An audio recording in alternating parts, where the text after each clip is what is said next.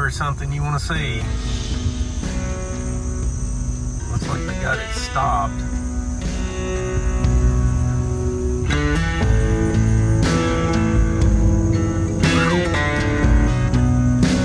Close call.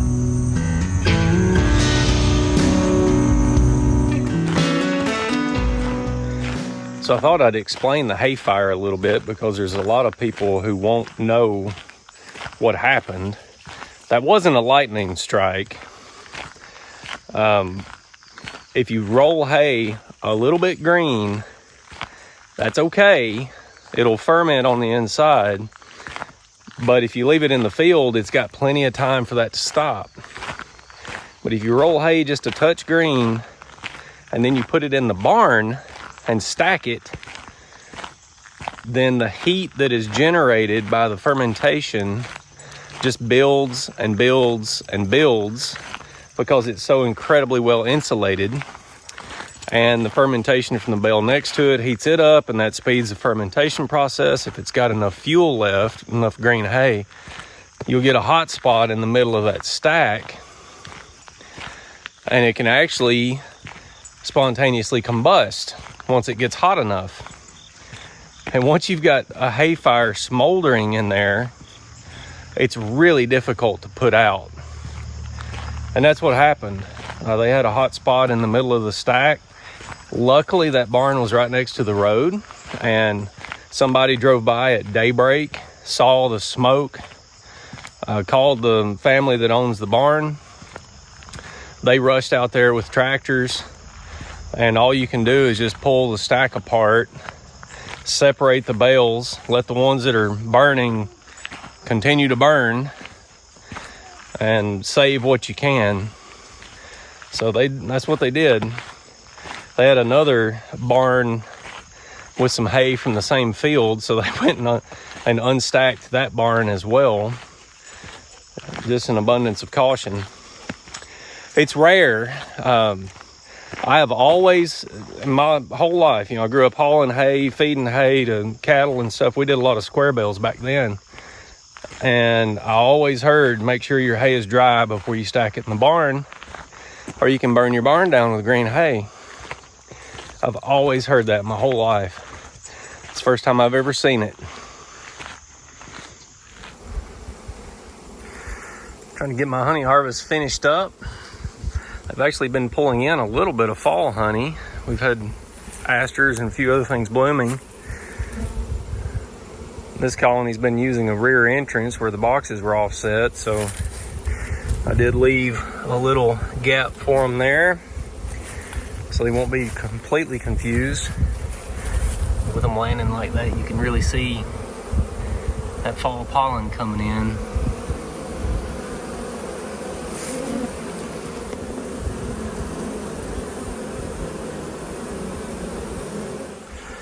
Try to get these finished up this afternoon. We've got 3 days of rain coming, so anything I'm getting boards on needs to get done today.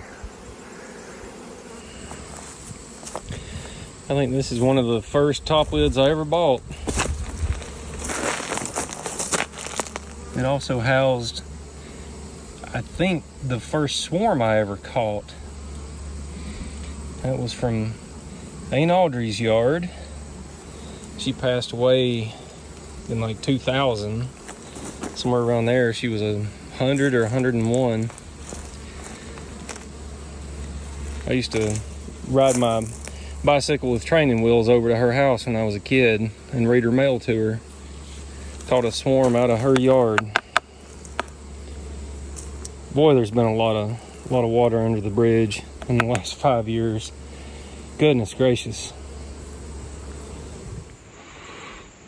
Well, we've had several days of rain and several days of backache. I pulled something in my back when I was setting boards the other day. As that goes, I've got to say I've got a tip for people. I found this tip on social media. You can dead hang from a pull-up bar, and that's done more to help my back this year than anything I've found in the last 5 years. Stretching, massage, all that.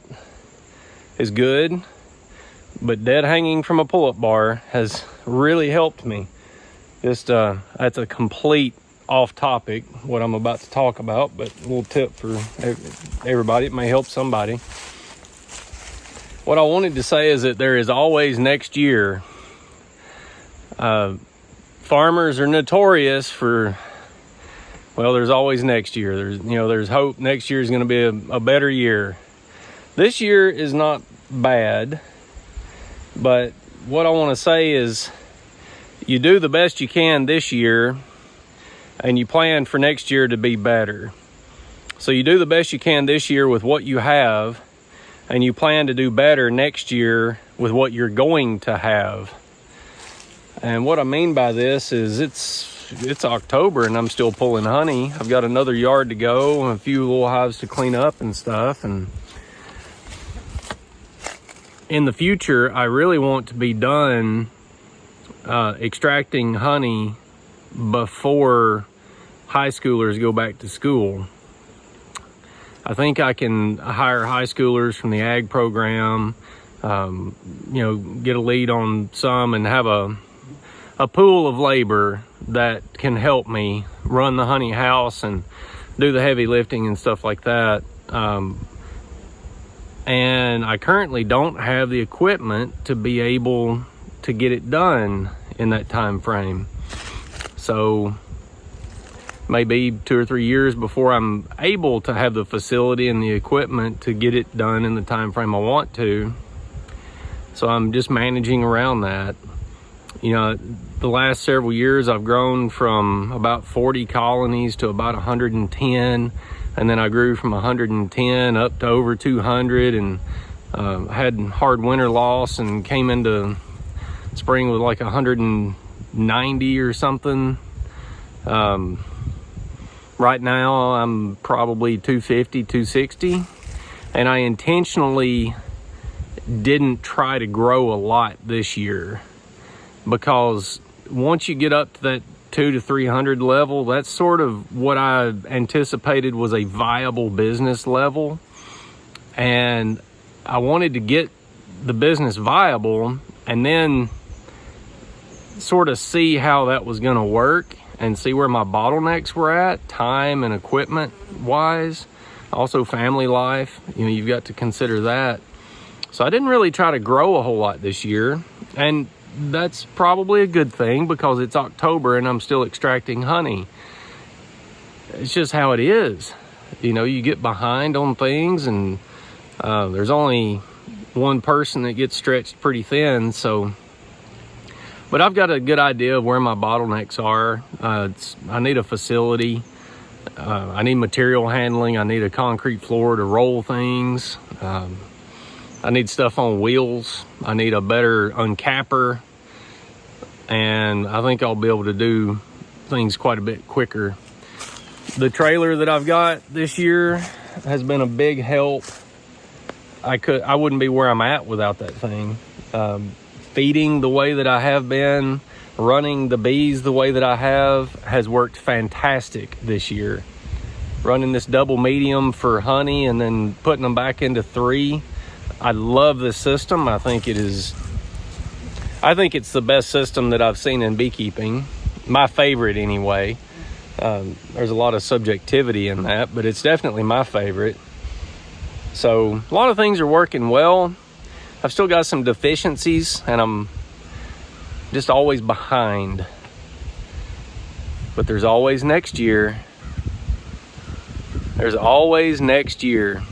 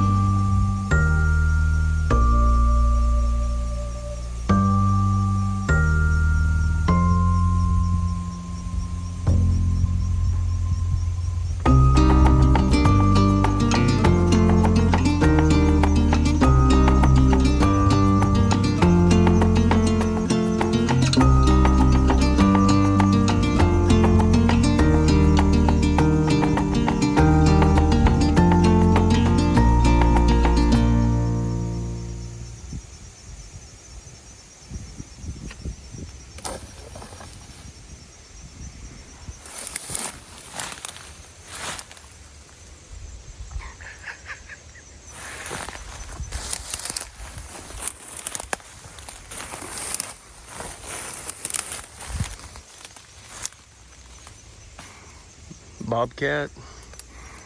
Bobcat.